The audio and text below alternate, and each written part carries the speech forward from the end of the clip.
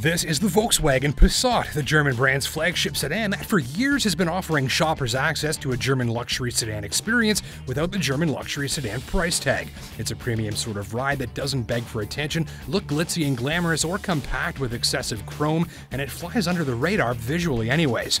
I got out of this thing at the mall the other day, and I bet nobody expected me to be wearing gold chains and spray tan and a designer man scarf. It's a jeans and t-shirt sort of luxury sedan.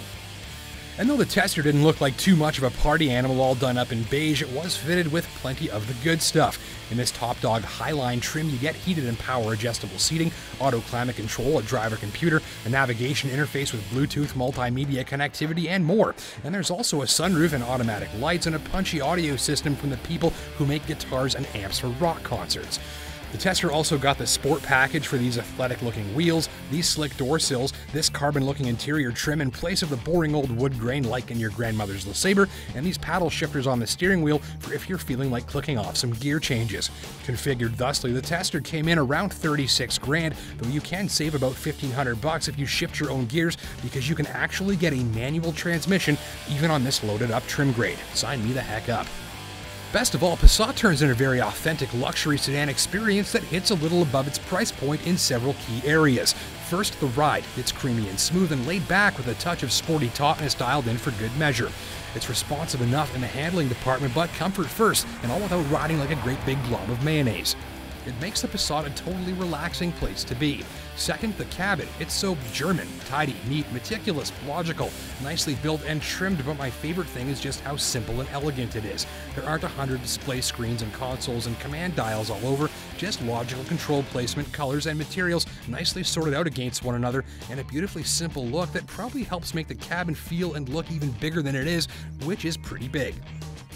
Third, and this is weird, the engine. Weird because it's a diesel and most people still think diesel engines are wheezy, clattery, smoky things that puke out soot and sound like a blender full of loose change. Like most diesel engines these days, this one's remarkable. It's a 4-cylinder turbo diesel and it makes 140 horsepower and, more importantly, 237 pounds of torque. That's adequately powerful, excellent on fuel, and very quiet too, not to mention nearly effortless thanks to all that low-end power and the lack of much noise. I know a few gas engines that can learn a thing or two about refinement from this TDI. So, a great foundation to the luxury car experience so far. There's also the dense, solid firmness to the Passat in many key areas that helps convey a sense of quality and durability. The doors closing, the switches, the knobs, almost everything on board feels substantial and heavy-duty. Automakers know shoppers love that sort of thing and target it nowadays, but it's a nice touch nonetheless. There's also the space. This is a big car, and the thing about big cars is that they're big. Even if you're north of 300 pounds and typically avoid salads, you'll probably find the Passat plenty spacious. So there's room enough for 4 adults to stretch out a giant carpeted cavern for a trunk, easy entry and exit thanks to those big door openings, lots of cubbies and compartments for at-hand storage for those things you like to keep nearby. Audiophiles will love the Fender stereo system a lot. It's clean and mighty, and when you turn it up, it's like being kicked in the teeth by a velvet subwoofer. Oh, and the automatic transmission? You gotta try it.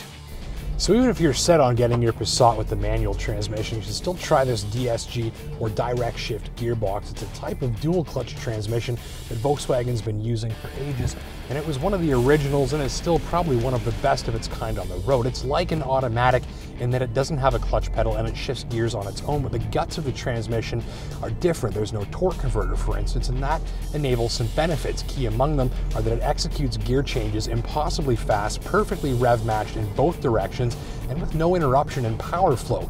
So when you team it up with the diesel engine, the TDI, you get some benefits to performance and refinement on top of what was already pretty pleasing performance and refinement. Performance in the sense that you're not wasting any time shifting gears because it does it so quickly, and refinement in the sense that it shifts gears so smoothly you'd hardly ever notice a thing.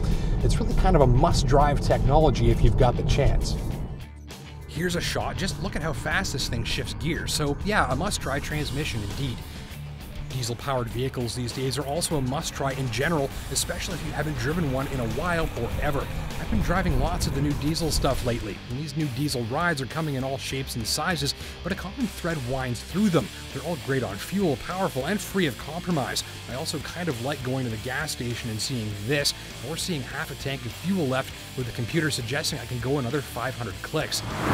Mileage on my watch, 6.3 liters per 100 clicks. That's on par with a tiny little car, and even better than I achieved in a smaller Jetta TDI a year ago.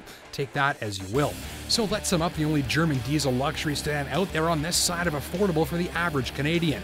Passat TDI is great on fuel, has a very refined powertrain, and is handsome and stately without overdoing it. It's making me love the idea of a luxury car that doesn't beg for attention, and the stereo is great, and so is the onboard space, and so is the ride. A few minor gripes: there are better looking infotainment systems in the market. I was really hoping for some xenon headlights for better after-dark performance at this price point, but the tester just ran normal halogen.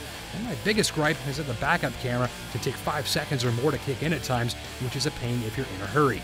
End of the day, if you're after a discreet luxury sedan that's well set up to make hours of highway driving disappear with ease while making its fuel supply disappear very slowly, the Passat TDI is worth a look, pricing from $24,000 with TDI power coming in from $26,500.